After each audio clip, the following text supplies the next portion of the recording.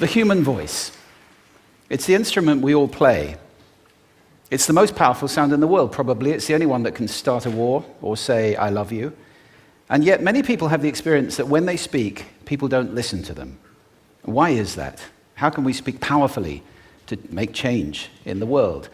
What I'd like to suggest, there are a number of habits that we need to move away from. I've assembled for your pleasure here 7 deadly sins of speaking. I'm not pretending this is an exhaustive list, but these 7, I think, are pretty large. Habits that we can all fall into. First, gossip. Speaking ill of somebody who's not present. Not a nice habit, and we know perfectly well the person gossiping 5 minutes later will be gossiping about us. Second, judging. We know people who are like this in conversation, and it's very hard to listen to somebody if you know that you're being judged and found wanting at the same time. Third, negativity. You can fall into this. My mother, in the last years of her life, became very, very negative, and it's hard to listen. I remember one day I said to her, it's October the 1st today, and she said, I know, isn't it dreadful? It's hard to listen when somebody's that negative.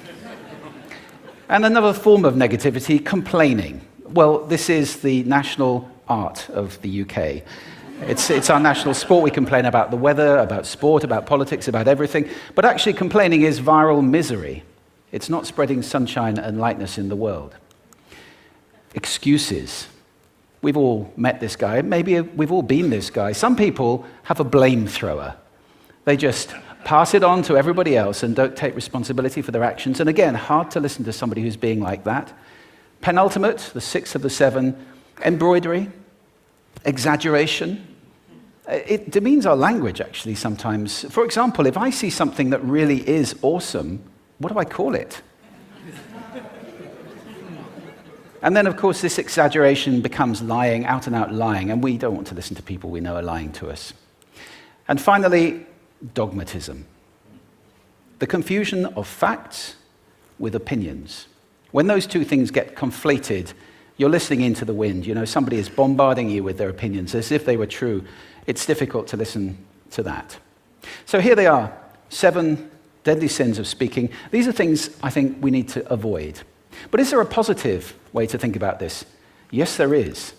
I'd like to suggest that there are 4 really powerful cornerstones, foundations, that we can stand on if we want our speech to be powerful and to make change in the world. Fortunately, these things spell a word. The word is hail, and it has a great definition as well. I'm not talking about the stuff that falls from the sky and hits you on the head.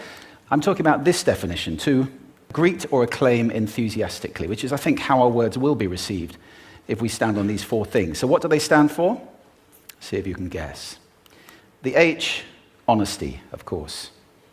Being true in what you say, being straight and clear. The A is authenticity, just being yourself. A friend of mine described it as standing in your own truth, which I think is a lovely way to put it. The I is integrity, being your word, actually doing what you say, and being somebody people can trust. And the L is love. I don't mean romantic love, but I do mean wishing people well. For 2 reasons. First of all, I think absolute honesty may not be what we want. I mean, my goodness, you look ugly this morning. Perhaps that's not necessary. Tempered with love, of course, honesty is a great thing. But also, if you're really wishing somebody well, it's very hard to judge them at the same time. I'm not even sure you can do those 2 things simultaneously. So, hail. Also, now that's what you say, and it's like the old song, it is what you say, it's also the way that you say it. You have an amazing toolbox. This instrument is incredible, and yet this is a toolbox that very few people have ever opened. I'd like to have a little rummage in there with you now, and just pull a few tools out that you might like to take away and play with, which will increase the power of your speaking. Register, for example. Now, falsetto register may not be very useful most of the time, but there's a register in between. I'm not going to get very technical about this for any of you who are voice coaches. You can locate your voice, however. So if I talk up here in my nose, you can hear the difference. If I go down here in my throat, which is where most of us speak from most of the time, but if you want weight, you need to go down here to the chest. You hear the difference? We vote for politicians with lower voices. It's true, because we associate depth with power and with authority. That's register.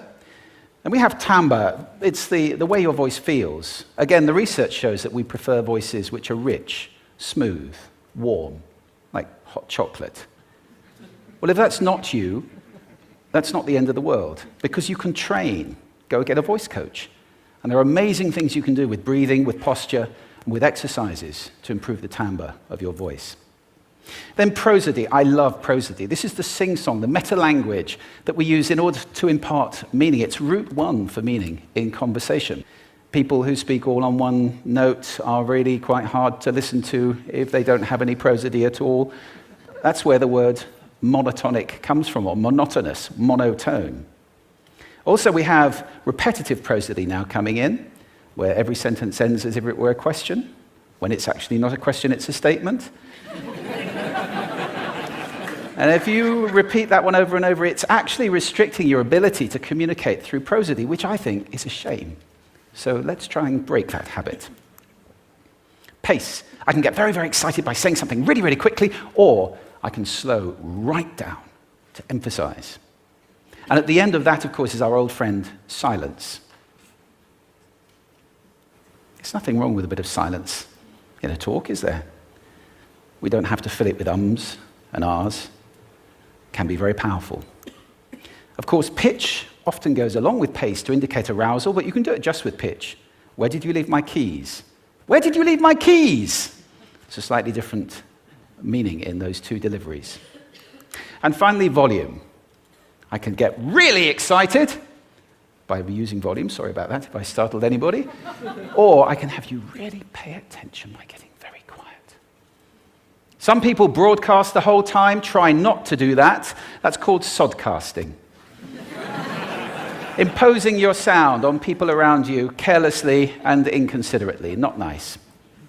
Of course, where this all comes into play most of all is when you've got something really important to do. It might be standing on a stage like this and giving a talk to people. It might be proposing marriage, asking for a raise, a wedding speech, whatever it is. If it's really important, you owe it to yourself to look at this toolbox and the engine that it's going to work on. And no engine works well without being warmed up. Warm up your voice. Actually, let me show you how to do that. Would you all like to stand up for a moment? I'm going to show you the 6 vocal warm-up exercises that I do before every talk I ever do. Anytime you're going to talk to anybody important, do these. First, arms up. Deep breath in and sigh out. Like that. One more time. Very good. Now we're going to warm up our lips, and we're going to go bop, bop, bop, bop, bop, bop, bop, bop. Very good. And now, just like when you were a kid. Now your lips should be coming alive. We're going to do the tongue next with exaggerated la, la, la, la, la, la, la, la, la. Beautiful. You're getting really good at this. And then roll an R. That's like champagne for the tongue. Finally, and if I can only do one, the pros call this the siren. It's really good. It starts with we and goes to or. The we is high, the or is low. So you go wee, oh, wee. Fantastic. Give yourselves a round of applause. Take a seat. Thank you. Next time you speak, do those in advance. Now, let me just put this in context to close. This is a serious point here. This is where we are now, right? We speak not very well into people who simply aren't listening in an environment that's all about noise and bad acoustics. I have talked about that on this stage in different phases. What would the world be like if we were speaking powerfully to people who are listening consciously in environments which were actually fit for purpose? Or to make that a bit larger, what would the world be like if we were creating sound consciously and consuming sound consciously and designing all our environments consciously for sound? That would be a world that does sound beautiful, and one where understanding would be the norm. And that is an idea worth spreading. Thank you. Thank you.